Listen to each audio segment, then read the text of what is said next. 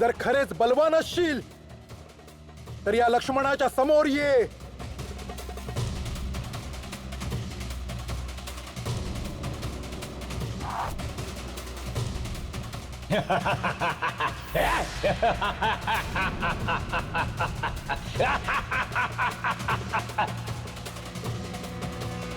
लक्ष्मण, एकटाच आला आहेस? जर तुम्हा दोन्ही बंधूंना एकत्र मरायचं नसेल तर ठीक आहे. हे असे व्यर्थ बोलून काही होणार नाही कुंभकर्ण. तू आम्हास ललकारले आहेस आणि हा लक्ष्मण इथे आला आहे. आता आमच्याशी युद्ध कर. अवश्य. रावणाचा कनिष्ठ बंधू आणि रामाचा कनिष्ठ बंधू यांच्यात कसे युद्ध होईल हे पाहण्यासाठी आकाशात देवगणही उभे असतील. लक्ष्मण, आमची बहीण शूर्पणखा निरपराध होती. तू ज्या हातांनी तिचे नाक कापले होतेस, आज आम्ही त्या हातांना कापून धरतीवर फेकून देऊ. तेव्हा माझ्या मनाला शांती मिळेल.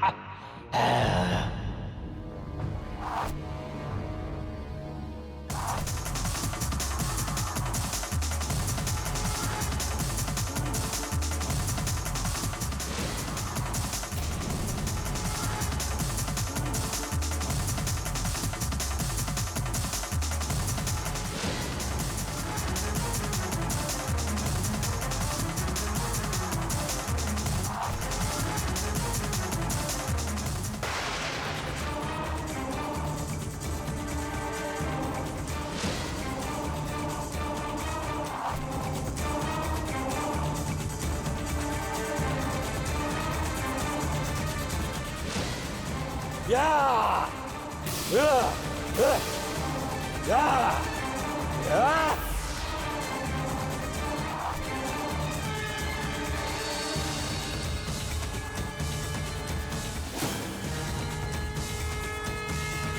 या अस्त्राचा सामना केवळ शिवच करू शकत होते. आज तू प्रत्युत्तर दिले आहेस. आम्ही तुझी प्रशंसा करतो. परंतु आता तू या अस्त्राला कापू शकणार नाहीस. शिवाचे अमोघ त्रिशूळ.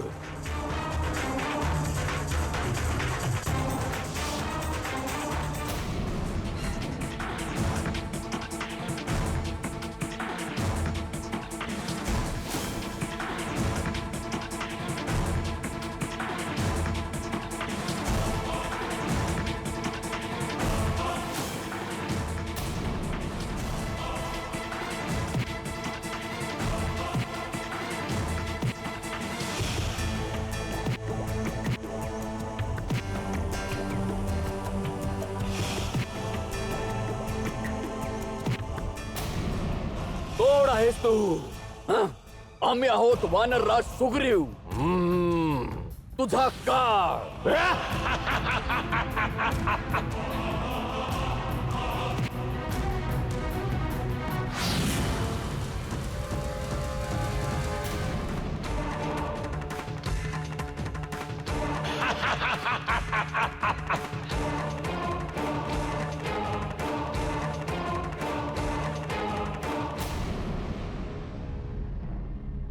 बरे झाले तू माझ्या हाती लागलास. चल वानरराज, तुला नेऊन महाराज लंकेशांच्या चरणांशी नेऊन टाकतो. तुला सोडवण्यासाठी तुझ्या सेनेला हत्यार टाकावेच लागतील.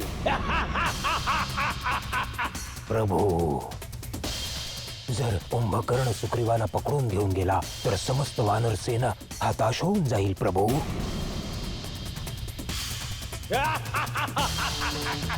चल.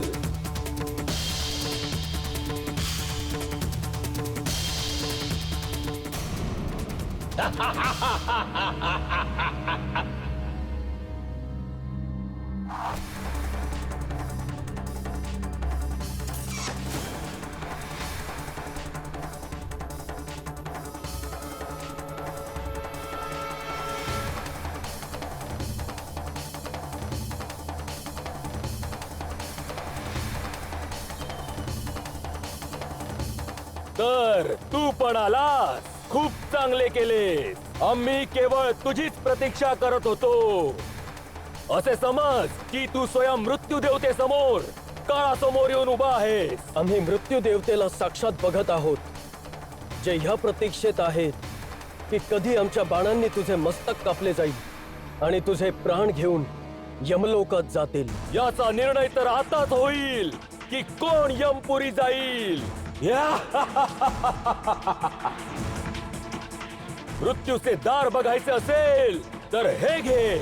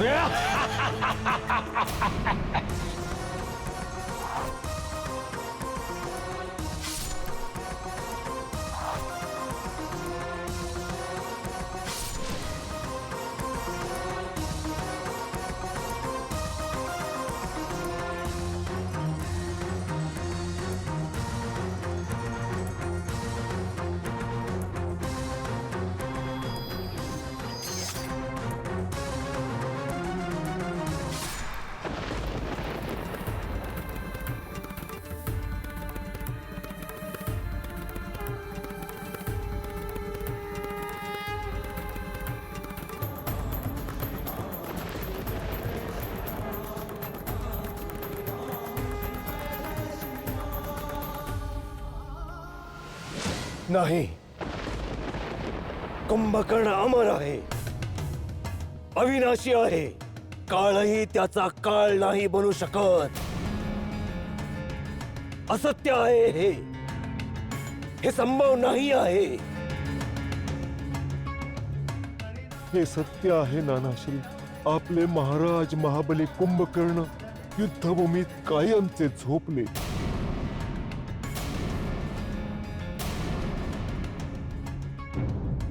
जांबुवंत, आपण विभीषणांना सांगावे की त्यांनी धीर धरावा. जे होणार आहे ते कोण टाळू शकतं? लक्ष्मण, कुंभकर्णासारखा भ्राता मिळणं खूपच कठीण आहे.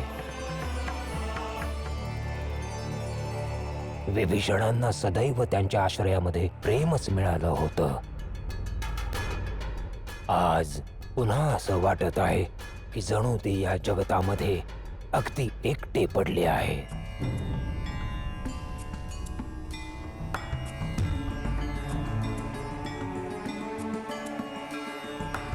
जांबुवंतजी, आपण एवढे ज्ञानी असून अशा प्रकारे बोलत आहात. आपण जाऊन विभीषणांना समजवावे. कोणी कोणाच्या मृत्यूचे कारण बनत नाही. काळ स्वयं मृत्यूचे कारण बनवतो. कोणती अशी फांदी आहे जिच्यावर फूल उमलले, फळले आणि पडले नाही?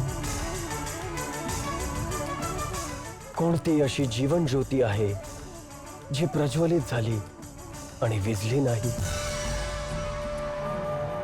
आपण, आम्ही आणि या संसारातील समस्त जीव एक ना एक दिवस काळाच्या मुखात निघून जाऊ.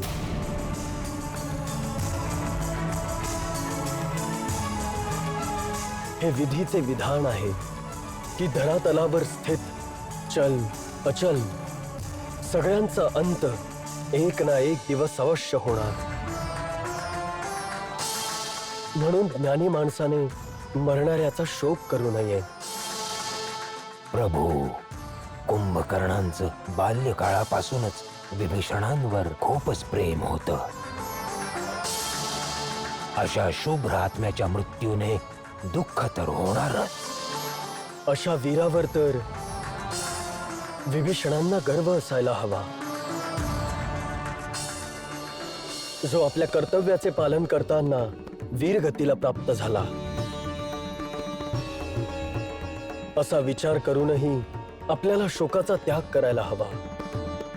कुंभकर्णासारख्या भ्रात्याच्या मृत्यूमुळे आज विभीषणजींची मान लज्जेने झुकली आहे.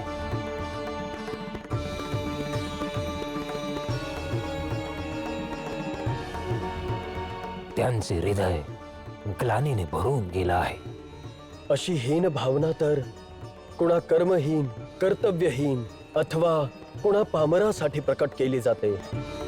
कुंभकर्णासारखा एक अपूर्व, अद्वितीय, विशाल व्यक्तित्व तर सदैव एकमेव उदाहरण बनून अमर राहील.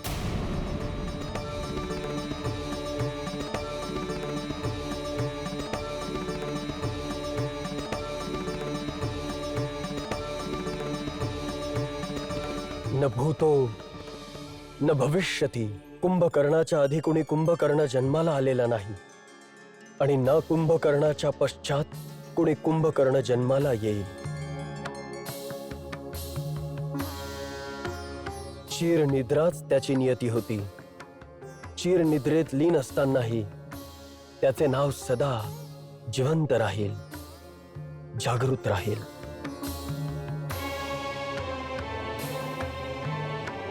कुंभकर्णाचा आत्मा सदा अविनाशी बनून राहील.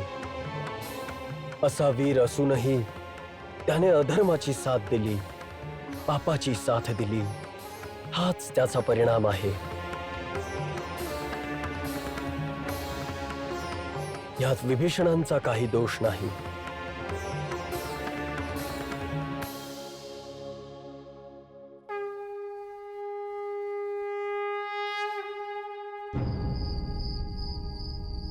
काय सांगत आहात माते? रघुनाथांच्या बाणांनी कुंभकर्णासारख्या असुराचा वध केला. कुंभकर्ण तर साऱ्या असुरांमध्ये महाशक्तिशाली होता. पुत्री, तुझे पती श्रीराम तर सर्व शक्तिमान आहेत. त्या स्थिर, वीर, गंभीर, अचल शिखराच्या समोर साऱ्या शक्ती आपटून तुकडे तुकडे होऊन विखुरतात. कुंभकर्णाच्या मृत्यूने खोल आघात पोहोचला आहे महाराजांवर. माते, हा आघात त्याचे हृदय परिवर्तन करू शकेल? हीच तर दुर्भाग्याची बाब आहे. आघात हृदयाला किंचित विचलित करून टाकतो, परंतु कुमती कुमार्ग हे त्याला तिळभरही विचलित नाही करू शकत. राम, उद्या लंकेश येत आहे युद्धभूमीत तुझा मृत्यू बनवून. उद्या तुझाच नाही, तुझ्या सोबतच तुझ्या संपूर्ण सेनेचा वध करून टाकेन. नाही पिताश्री, त्या दोघा भावांचे प्राण मी घेणार. त्यांचा मृत्यू माझ्या हातात लिहिला आहे. इंद्रजीत, उद्याचं युद्ध अंतिम युद्ध असेल. उद्या लंकेश सागर तटाला त्या वानर सेनेसाठी स्मशान बनवून टाकेल, अशी मी शपथ घेतो. प्रण घेण्यासाठी अजूनही आपला पुत्र मेघनाथ जीवित आहे पिताश्री. आपल्या चरणांची शपथ. हा मेघनाथ उद्या युद्धभूमीतून तुमचा प्राण पूर्ण करूनच परतेल. रामाचे मस्तक, लक्ष्मणाचे वक्षस्थल, अंगद, सुग्रीव आणि हनुमानाचे प्राण घेण्यासाठी माझे अस्त्र शस्त्र अजूनही व्याकुळ आहेत. माझ्यावर विश्वास ठेवा पिताश्री. हा मेघनाथ उद्या युद्धाचे चित्रच बदलून टाकेल. आज्ञा द्या पिताश्री, आशीर्वाद द्या. जा पुत्र, विजयाची पताका फडकवूनच परत ये. हेच होईल पिताश्री, आणि हेच व्हायला हवे. उद्या सूर्यास्ताच्या आधी त्या सूर्यवंशींचा सूर्यास्त करून हा मेघनाथ गगनात गरजणाऱ्या मेघांसारखा पूर्ण ब्रह्मांडात आपला जयघोष गाजवत परतेल. आणि जर 10 दिशांमध्ये मेघनाथच्या जयघोषाची घोर गर्जना नाही गाजली तर हा मेघनाथ शस्त्र नाही उचलणार आणि लंकेच्या महासागरात जलसमाधी घेऊन टाकेल. नाही पुत्रा, नाही. आम्हाला पूर्ण विश्वास आहे तू विजयी होऊनच परत येशील. तू तुझ्या पित्याचं मस्तक गर्वाने उंच करशील. आम्हाला पूर्ण विश्वास आहे आणि हा विश्वास आमच्या हृदयात विद्युत बनून फिरत आहे. जा आणि विजयाचा नवा कीर्तिमान स्थापित कर. जा.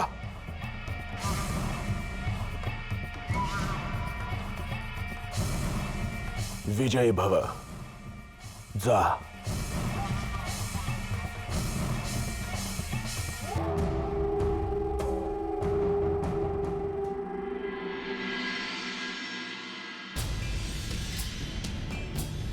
महाराज सुग्रीव, जी प्रभू.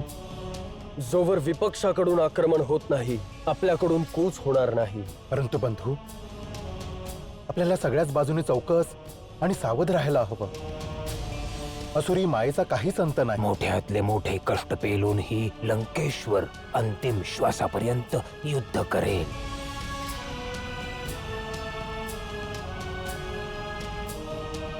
आता तर असे वाटते आहे की रावण स्वतः युद्धाची कमान सांभाळून रणभूमीमध्ये उतरेल.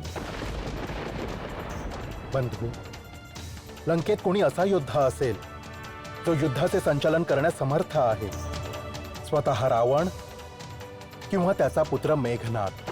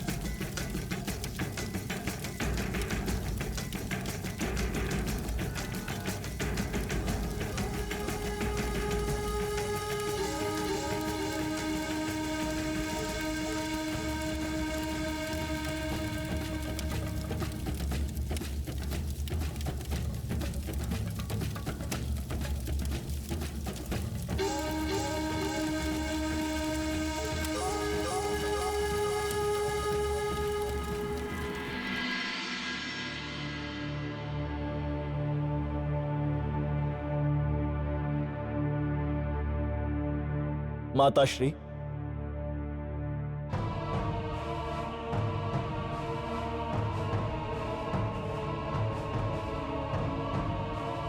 माताश्री, आज आपला ज्येष्ठ पुत्र युद्धात सेनेचे नेतृत्व करणार आहे.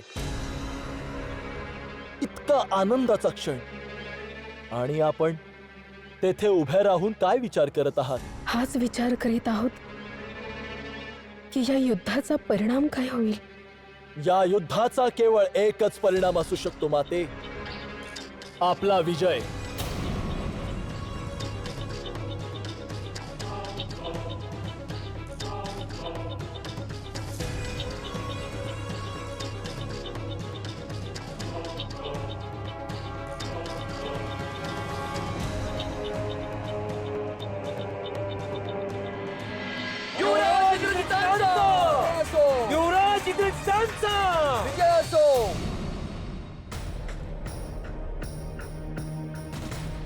म्हणजे आजही युद्ध होणार.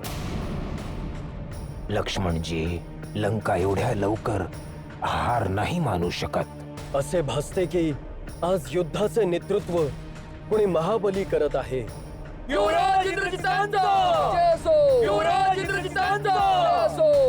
तर मेघनाथ येत आहे. हो, लंकेश्वरांनी आज आपल्या सगळ्यात प्रिय, सगळ्यात अनमोल, महापराक्रमी पुत्राला युद्ध करण्यास पाठवले आहे. आज मेघनाथ युद्ध क्षेत्रामध्ये येत आहे प्रभू. ज्याने इंद्राला जिंकून ब्रह्मांजींकडून इंद्रजीत नाव प्राप्त केले आहे. प्रभू, विभीषणजींनी सांगितलं होतं की इंद्रजीत जन्मापासूनच अत्यंत विलक्षण लक्षण घेऊन जन्माला आला आहे. जन्म घेताच याच्या हृदयामध्ये मेघ गर्जनेप्रमाणे ध्वनी झाला होता. म्हणूनच महाराज रावणांनी याचं नाव मेघनाद ठेवलं. बाल्यकाळापासूनच याच्या बाळ लीला एवढ्या विलक्षण होत्या प्रभू की किशोरावस्थेमध्ये पोहोचता पोहोचता मेघनादने आपली कुलदेवी निकुंभलाच्या मंदिरामध्ये दैत्यांचे कुलगुरू शुक्राचार्यांकडून दीक्षा घेऊन अनेक सिद्धी प्राप्त करून घेतल्या. गुरु शुक्राचार्यांचं कथन सत्य ठरलं. मेघनादने ज्या सिद्धी प्राप्त केल्या होत्या त्या सिद्धींमुळे मेघनाद एवढा शक्तिशाली झाला की त्याच्यासारखा कुणी योद्धा या धरणीवर नाही. तो पहा, इंद्रजीत आला.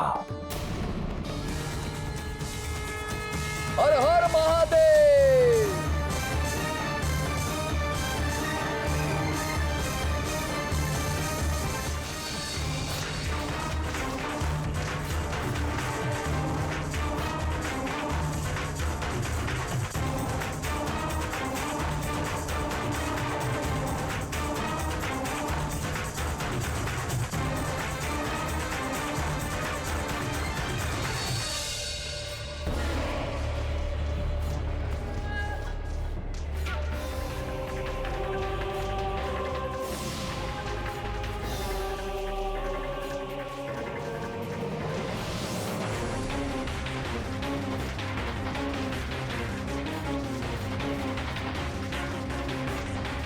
प्रभू, मला आज्ञा द्या. विजयी भव.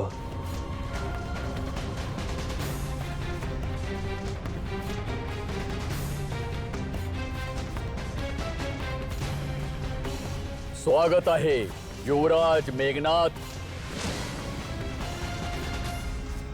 आज सुग्रीव स्वतः रणभूमीत तुझं स्वागत करण्यासाठी आला आहे. सुग्रीव, का मेघनाथाच्या समक्ष येऊन आपल्या मृत्यूला बोलावत आहेस? कुठे आहे राम आणि त्याचा बंधू लक्ष्मण?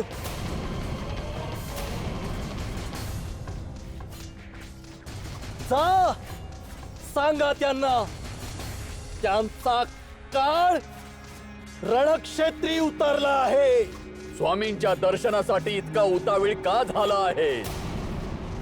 स्वामी पर्यंत पोहोचण्याआधी या सेवकाला सेवा करण्याची संधी दे मेघनाथ.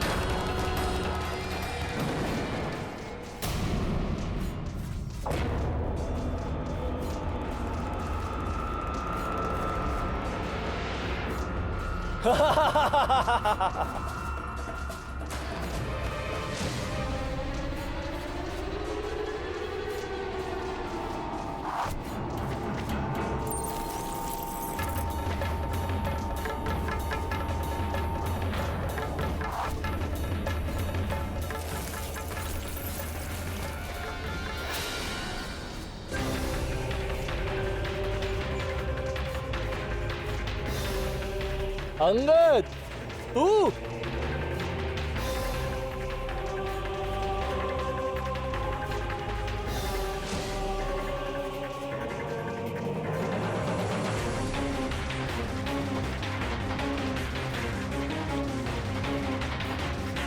जा, आज तुला सोडून देतो. आज तू आमचे लक्ष नाहीस. सर्वात आधी मी माझ्या भ्रातांचा हत्यारा त्या लक्ष्मणाला यमलोकात पोहोचवेन. जा, जाऊन सांग त्याला की इंद्रजित त्याला ललकारतो आहे.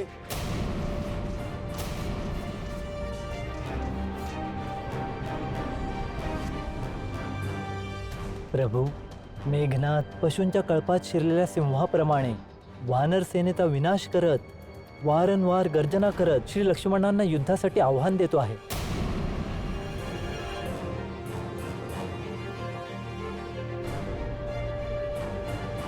बंधू, आम्हास आज्ञा द्यावी. आज मेघनाथ नाही अथवा आम्ही नाही. शांत लक्ष्मण, शांत हो. परंतु बंधू, ही शांत राहण्याची वेळ नाही. तो खूपच विकट योद्धा वाटत आहे. जेव्हा तो लढता लढता थकून जाईल तेव्हा त्याच्या समोर जावं वीरवर लक्ष्मण. जांबुवंत, ही कसली रणनीती आहे? रणाची एकच नीती असते, जशी जमेल तशी शत्रूवर मात करावी. परंतु अनितीच्या मार्गावरून नाही. लक्ष्मण, आम्ही तुला शांत राहायला सांगून तुझा उत्साह भंग करत नाही. आम्ही तर तुला केवळ एवढे सावध करू इच्छितो की आवेश आणि उत्साहात अंतर असते.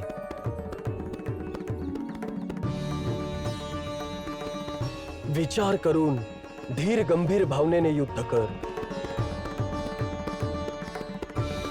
जा वीरवर, विजयी भव.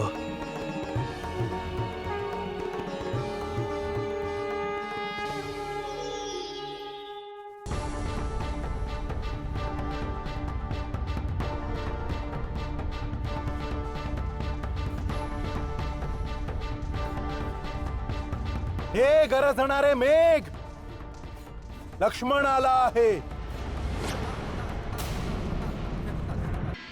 हे गरजणारे मेघ, लक्ष्मण आला आहे. तुलाही तुझ्या बंधूकडे अतिकेयकडे पोहोचवायला आज निर्णय होईल की हा गरजणाऱ्या मेघाच्या नादेमध्ये किती छळ, बळ आणि रणकौशल्य आहे. घे, वाचव आपलं वक्षस्थळ आमच्या ह्या तीव्र बाणांपासून.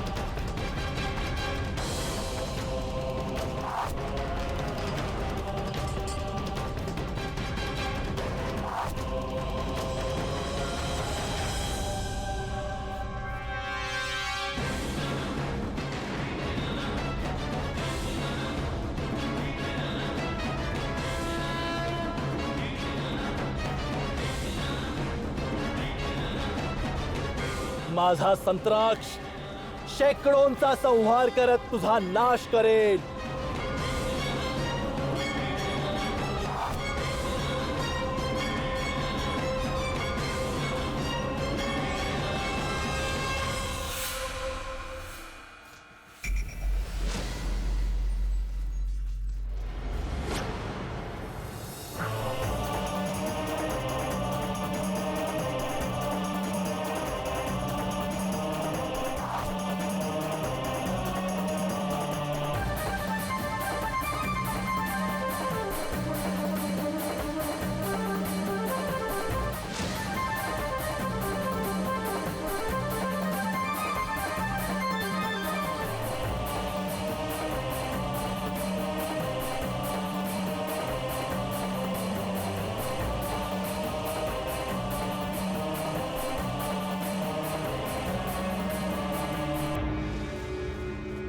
माझे कनकपात्र अस्त्र तुझ्या साऱ्या सेनेला वाळलेल्या पानांसारखं नष्ट करून टाकेल.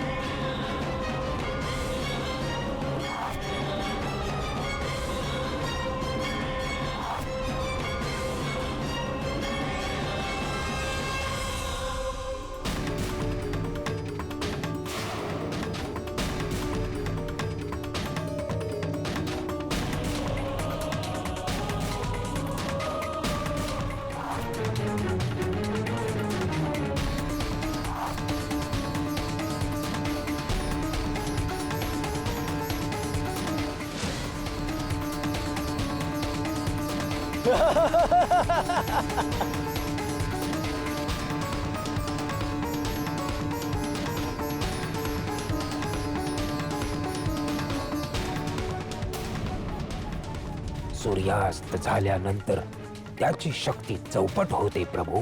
जर हा दृश्य होऊन युद्ध करू लागला तर त्याचा विजय निश्चित आहे. आता आपण रणामध्ये हस्तक्षेप करणं आवश्यक आहे प्रभू, अन्यथा अनर्थ होईल. लक्ष्मणजींच्या सहाय्यतेसाठी आपण जावं प्रभू.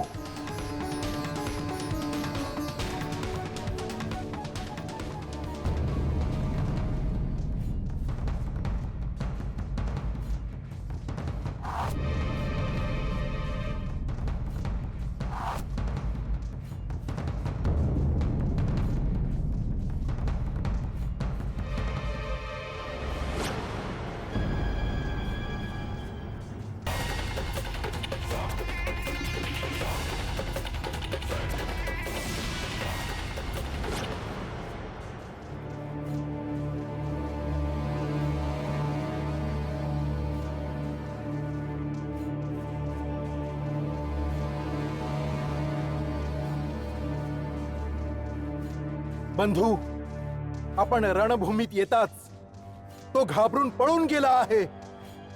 नाही लक्ष्मण, त्याचे नाव इंद्रजीत आहे. त्याच्या शौर्याच्या महत्वाकांक्षेचा महिमा जांबुवंतांकडून ऐकल्यानंतरही तुला असे वाटत आहे की तो घाबरून पळाला? नाही लक्ष्मण, नक्कीच त्या असुर कुमारची ही युद्धाची ही एक चाल आहे. असे निश्चिंत होऊ नये लक्ष्मण भ्राता. अदृश्य होऊन माया युद्ध करण्याच्या कलेमध्ये त्याच्याहून श्रेष्ठ कोणीही नाही. आपण त्याच्यापासून सावध राहायला हवं वीर कुमार.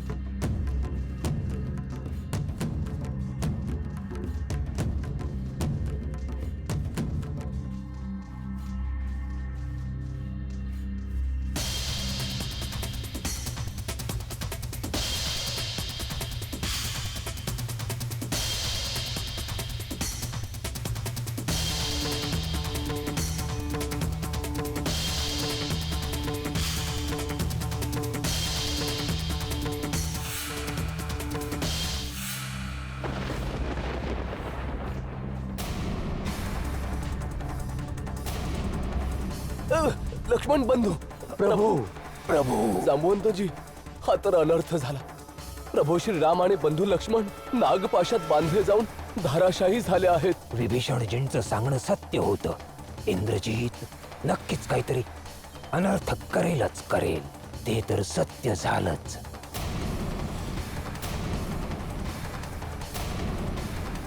हनुमानजी, चला यांना उचलून शिबिरामध्ये घेऊन जाऊ.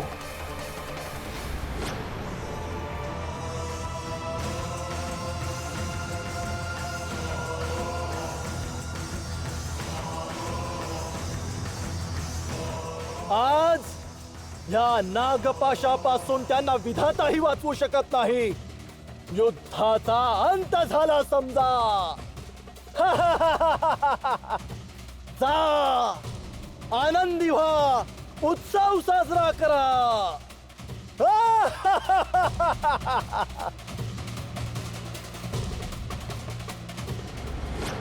युवराज इंद्रजितांचा जय असो, युवराज इंद्रजितांचा जय असो, युवराज इंद्रजितांचा जय असो, युवराज अभिनंदन. इंद्रजितांचा जय असो, अभिनंदन. युवराज अभिनंदन. इंद्रजितांचा जय असो. आमचा पुत्र राम विजेता इंद्रजीत, आज लंकापती रावण तुझं अभिनंदन करतो.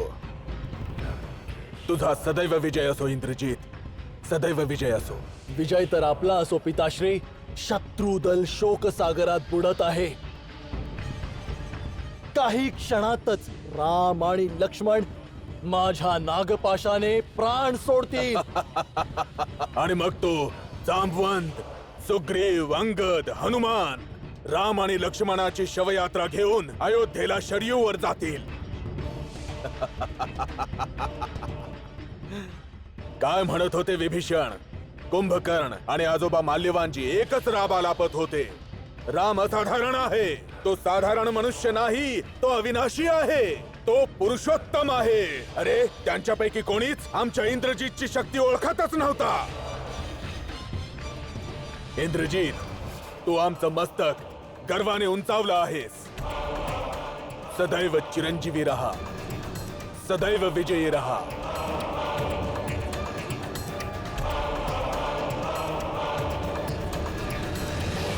नाही नाही, असे नाही होऊ शकत. आमचे रघुनाथ अमर आहेत, अविनाशी आहेत. या सृष्टीतील कोणतेही शस्त्र, कोणत्याही पराक्रमीचे मोठ्यातले मोठे शस्त्र आमच्या रघुवीरांच्या केसालाही धक्का लावू शकत नाही. माते, आमचा आमच्या कानावर विश्वास बसत नाही. आम्ही आमच्या डोळ्यांनी बघू इच्छितो. आम्हाला काहीही करून इथून बाहेर काढून रघुवीरांच्या चरणी घेऊन चला. जर असे करता आले असते तर मी आपले प्राण त्यागूनही आपल्याला आपल्या स्वामींजवळ पोहोचवले असते. परंतु हे कोणत्याच प्रकारे संभव नाही. आमची सावली ही अशोक वाटिकेच्या बाहेर एक पाऊलही नाही ठेवू शकत. का नाही ठेवू शकत? काय करतील हे पहारेकरी? निवळ आमचे प्राणच घेतील ना. आमचे रघुवीर, आमच्या प्राणनाथांचे जीवन संकटात आहे. मग आम्ही जिवंत राहून काय करू? संकटे येतात, संकटे टळूनही जातात.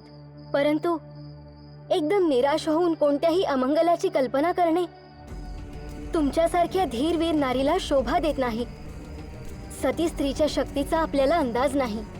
जागवा त्या शक्तीला आणि थांबवा येणाऱ्या मृत्यूला. नारीची शक्ती या सृष्टीत महानतम आहे. ही वेळ रडण्याची नाही पुत्री. आपल्या आतल्या शक्तीला जागव आणि जाऊन जगदंबे समोर उभी राहा आणि आपल्या पतीचे जीवन माग. आपल्यासारख्या महान सतीची मागणी जगदंबाही नाही टाळू शकत.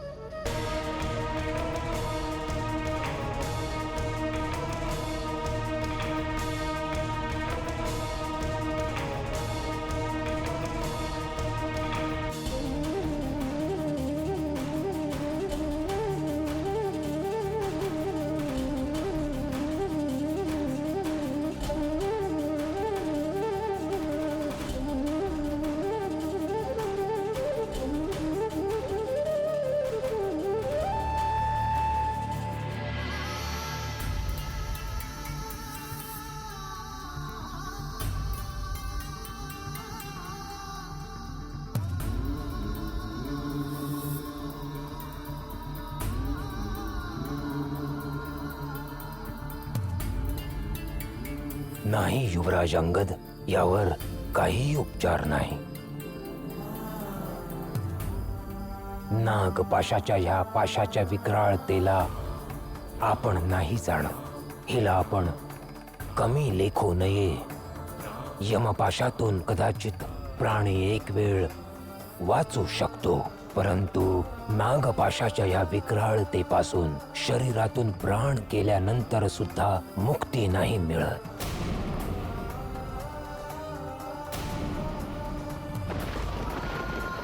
जे व्हायला नको होतं अखेर तेच झालंच. नाही नाही जांबुवंतजी, असे बोलू नका. प्रभू श्रीरामांशिवाय आपण प्राणविहीन होऊन जाऊ.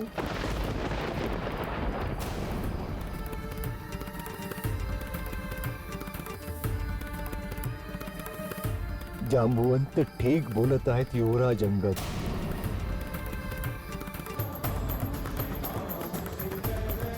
या अस्त्राला ब्रह्माने स्वयं अपूर्व यज्ञ करून प्राप्त केले होते.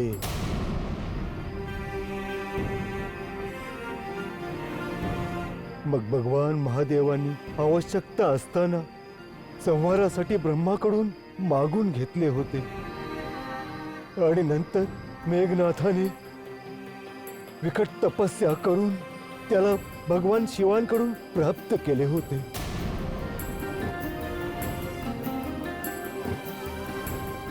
केशरीजी, या गोष्टी तर नंतर होतच राहतील. प्रथम आपण हे सांगा, यावर काही उपाय आहे?